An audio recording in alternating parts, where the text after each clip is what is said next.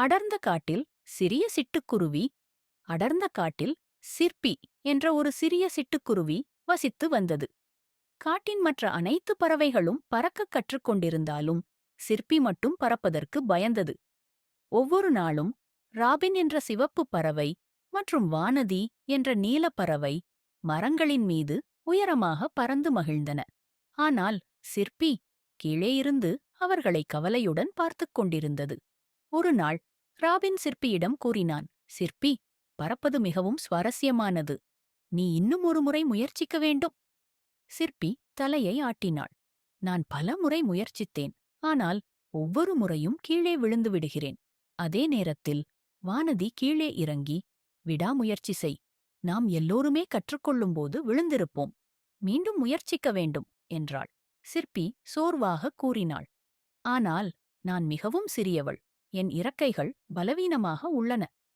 Robin சிரித்தபடி, நீ சிறியவள்தான், ஆனால் உன் உள்ளம் உறுதியானது. நாம் இணைந்து முயற்சி செய்யலாம் என்றான். அந்த வார்த்தைகளில் உற்சாகமடைந்த சிற்பி மீண்டும் முயற்சிக்க முடிவு செய்தாள். அவள் ஒரு சிறிய கிளையில் ஏறி ஆழமாக மூச்சுவிட்டாள். இறக்கைகள் அடிக்க ஆரம்பித்தாள். ஆனால் இறுதியில் அவள் கிளையிலிருந்து கீழே விழுந்து விட்டாள். என்னால் முடியாது, என்னால் முடியவே முடியாது என்று கதறினாள் சிற்பி. ஆனால் ராபினும் வானதியும் விடமாட்டோம் என்ற உறுதியுடன், ஒவ்வொரு பறவையும் தன்னுடைய நேரத்தில் பறக்கத் தொடங்கும்.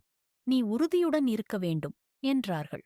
அடுத்த நாள் காலை சிற்பி சீக்கிரம் எழுந்து மீண்டும் முயற்சிக்கத் தீர்மானித்தாள்.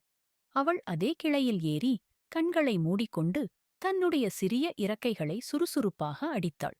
அப்போது அவளது இறக்கைகளின் கீழ் ஒரு மெதுவான காற்று எட்டியது.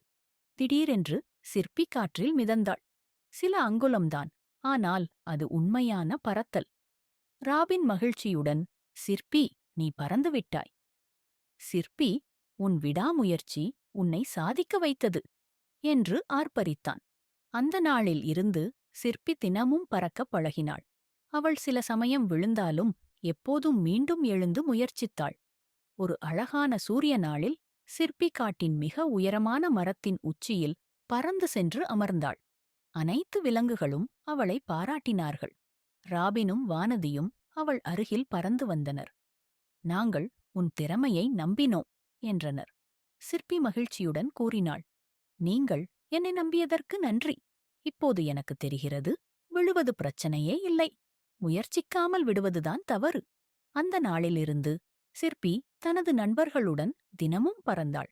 மேலும் மற்ற பறவைகள் பறக்க பயந்தபோது சிற்பி அவற்றிடம் கூறினாள், பயப்பட வேண்டாம், நீ முயற்சி செய்தால் அது கண்டிப்பாக சாத்தியமாகும். கதையின் நெறி: விடாமுயற்சியுடன் உன்னை நம்பினால் எதையும் சாதிக்க முடியும்.